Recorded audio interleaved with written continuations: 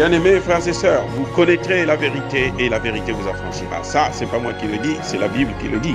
Mais moi, je vous dis mieux. Vous connaîtrez la vérité historique, notamment celle de vos ancêtres kémites, et vous aurez une vision globale de ce que c'est que la vraie souveraineté politique. J'ajoute, vous reviendrez à la spiritualité africaine ancestrale et vous comprendrez les enjeux de l'indépendance économique. Et pour terminer, vous accepterez votre identité culturelle kémite et vous obtiendrez deux choses. La première, c'est la paix. La seconde, c'est le développement, à une condition. L'unité de toute l'Afrique noire, l'unité de tous les Noirs du monde entier. Otep à tous, bienvenue sur la chaîne des panafricanistes par essence, par conviction et par excellence. Celle des citoyens kémites par nécessité et obligation de combat. Nous sommes une chaîne qui n'est guidée que par nos ancêtres et rien que par les ancêtres qui appartiennent à l'égrégore du monde noir. Par conséquent, nous croyons en aucun Dieu venu de l'étranger. Toutefois, cette vidéo n'est aucunement destinée à inciter à la haine ou à la violence, car nous menons un combat qui est d'abord et avant tout spirituel, intellectuel et démocratique. Ensuite, il est politique, géopolitique et géostratégique, contre l'impérialisme, le colonialisme, le néocolonialisme et l'endocoloniat, qui sont tous qualifiés de crimes contre l'humanité. Nous menons ce combat sur la base du principe fondamental que nous avons hérité de nos ancêtres kémites, qui est celui de la Marat, c'est-à-dire solidarité, vérité et justice. Vous êtes donc en droit de connaître la vérité et nous avons l'obligation de vous dire la vérité, rien que la vérité, afin que justice soit rendue au continent africain. Et ça, c'est notre modeste contribution dans cette noble lutte en faveur de la souveraineté, la dignité, la solidarité et l'unité africaine. C'est exactement ça que nous appelons le panafricanisme. Bien-aimés frères et sœurs, l'Afrique du Sud a résolu le problème de la venue de Vladimir Poutine en sol sud-africain. Une loi qui a été promulguée, qui a été décidée par les Sud-Africains, qui consacre dans son article 6, paragraphe 1 et point 1, le respect de l'immunité diplomatique de tous les membres, tous les fonctionnaires qui vont participer au sommet des BRICS en Afrique du Sud. Donc, tous ceux qui vont participer au sommet des BRICS, qu'ils soient criminels à la Cour pénale internationale, aux États-Unis, recherchés aux États-Unis, recherchés en France, recherchés en Allemagne, recherchés en Angleterre,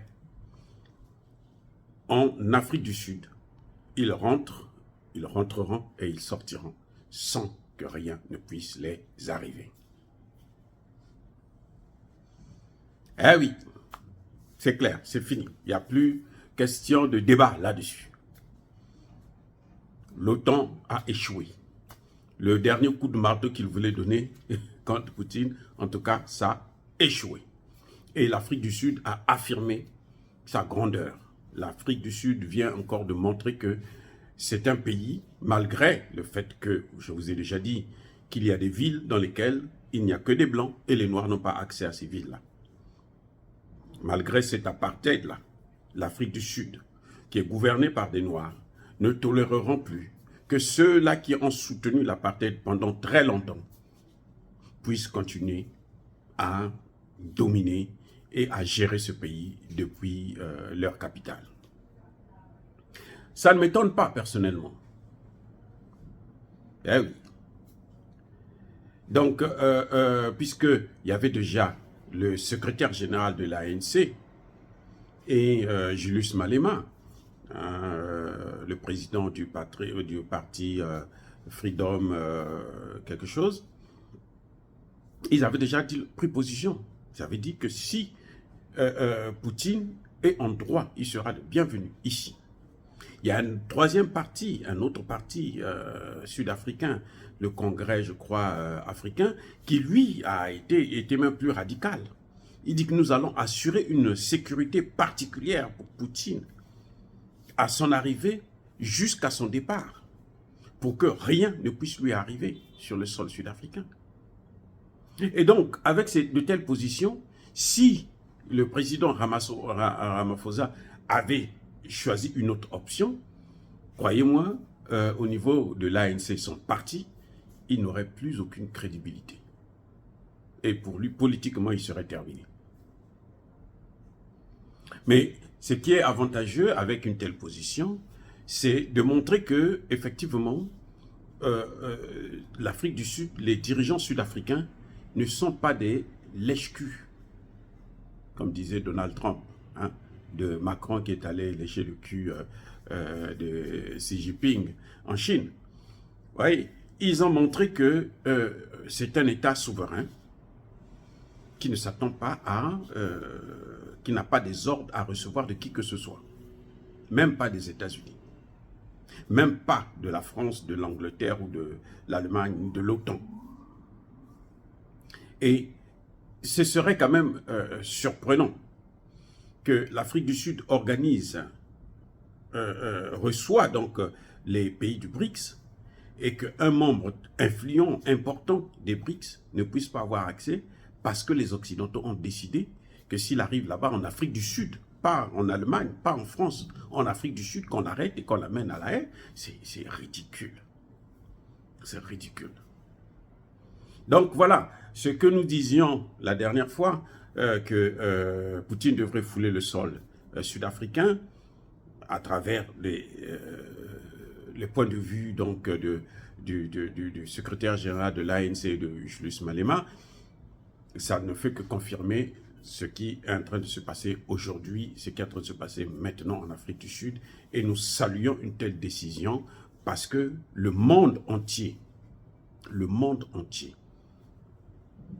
est impatient de connaître les conclusions qui vont être prises à ce sommet des BRICS. Je dis bien le monde entier. Ce n'est pas seulement les pays des BRICS, non, le monde entier. Y compris les États-Unis et leurs alliés de l'OTAN. Parce que, qu'est-ce qui se passe? Pour eux, ils vont savoir ce qui va se passer exactement s'il y aura une nouvelle monnaie qui va être décidée. Et pour les pays, les autres pays, le reste du monde, en quelque sorte, cette nouvelle monnaie, est très attendue par tous. Parce que pour eux, c'est ce qui va sauver, c'est ce qui va faire disparaître le franc CFA. Déjà, le franc CFA, il faut dire qu'il est quasiment mort. Oui, donc c'est très important que Poutine puisse participer en personne à ce sommet. Et pour montrer justement à l'OTAN que la manière que vous gérez le monde ne plaît plus à ce même monde-là. Et qu'il faut changer de logiciel, auquel cas vous allez rater le train du développement, le train de l'avenir. Dire cela, c'est inciter à la haine ou à la violence. Non, il n'y a pas colère, il y a Malem. Encore une fois, bien-aimés frères et sœurs, soyez bénis, abondamment bénis par le Dieu des Kémites et par nos ancêtres angélisés. Je persiste et je signe. Mais que tous ceux qui persécutent le continent africain, tous ceux qui le pillent et le déstabilisent, qu'ils soient noirs, blancs, chinois, arabes, indiens ou qui qu'ils soient maudits, punis, foudroyés, neutralisés, effacés, écrasés par ce Dieu des Kémites et par nos ancêtres angélisés. Vive l'Afrique éternelle, j'ai dit et j'assume.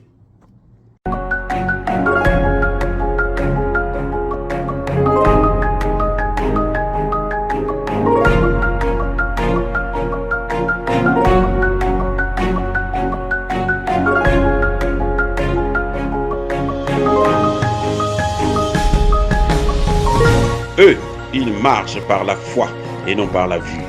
Mais moi, je vous conseille vivement de marcher par la connaissance scientifique et historique, notamment celle de nos ancêtres kémites, par les 5 sens et par l'intelligence. À vous, Apia.